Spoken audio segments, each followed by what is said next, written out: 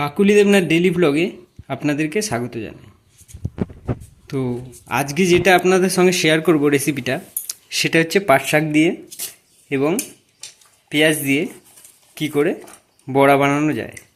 তো যথারীতি আমরা পাট শাকটা ভালো করে ধুয়ে নিয়েছি, আর এখানে কিন্তু পেঁয়াজ আর লঙ্কা কুচি এরকমভাবে দিয়ে নেব। শাকটা কিন্তু ভালো করে কুচিয়ে নিয়েছি আর ধুয়ে নেওয়া হয়েছে। আর তারপরে কিন্তু এখানে চলে যাচ্ছে পেঁয়াজ আর লঙ্কা কুচি, এখানে চলে যাচ্ছে হালকা হলুদ পরিমাণ মতো, আর এখানে চলে যাবে বেসন।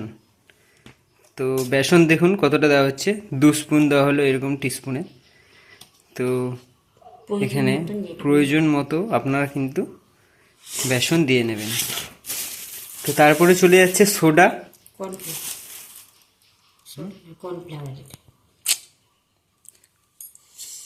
তো বন্ধুরা সরি, এটা কিন্তু চলে যাচ্ছে কর্নফ্লাওয়ার, 2 চামচ মতো কর্নফ্লাওয়ার দিয়ে দেবো যাতে ক্রিস্পি হয় জিনিসটা।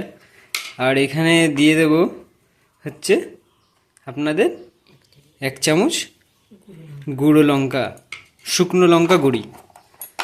তো মাঝে মাঝে একটু মিস্টেক হয়ে যায়, মাফ করবেন আমাকে। তো আর এখানে চলে যাচ্ছে আদা বাটা পরিমাণ মতো, ছোটো চামচের 1 চামচ আদা বাটা চলে গেল। তো এখানে আমরা এবার নেক্সট যেটা করব সেটা হচ্ছে এটাকে কিন্তু মেখে নিতে হবে ভালো করে মেখে নিয়ে তারপরেতে আপনাদেরকে নেক্সট যে প্রসেস আছে সেটা দেখাচ্ছি। অবশ্যই আমার সাথে থাকুন বন্ধুরা।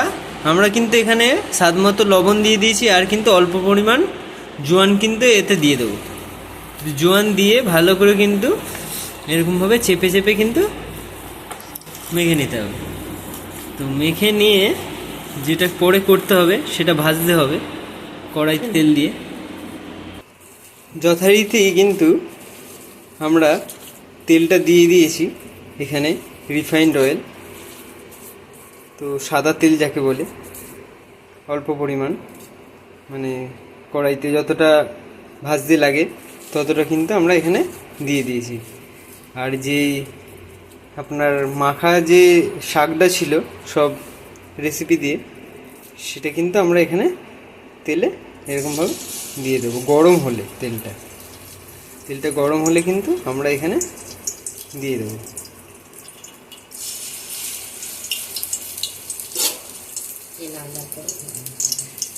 লাল লাল করে কিন্তু ঝাল ঝাল করে কিন্তু ভেজে নিতে হবে।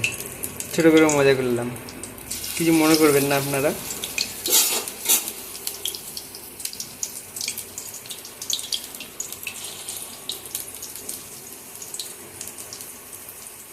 এরকমভাবে আমরা কিন্তু সেই মাখা শাকটা কিন্তু এভাবে দিয়ে দেবো।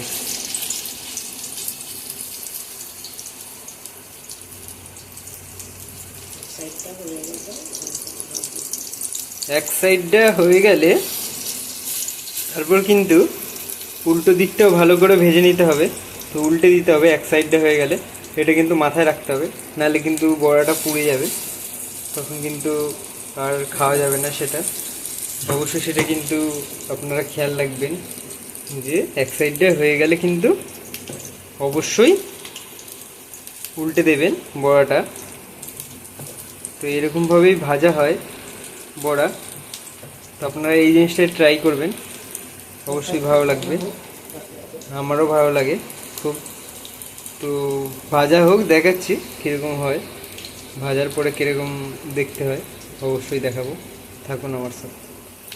তো দেখুন বন্ধুরা, বড়াটা কিন্তু আমরা উল্টে পাল্টে ভালো করে এই যে যেরকমভাবে ভেজেছি সেরকম কিন্তু আপনারাও ভেজে নেবেন।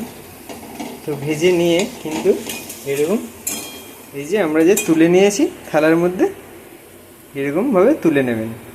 তো এখানেই আমার ভিডিওটা শেষ করলাম। তো ভালো লাগলে অবশ্যই আমার চ্যানেলটাকে একটুখানি সাবস্ক্রাইব করবেন, আর আমার ভিডিওটা অবশ্যই লাইক করবেন, আর বন্ধুদের সাথে শেয়ার করবেন। তো thank you for watching my video, thank you.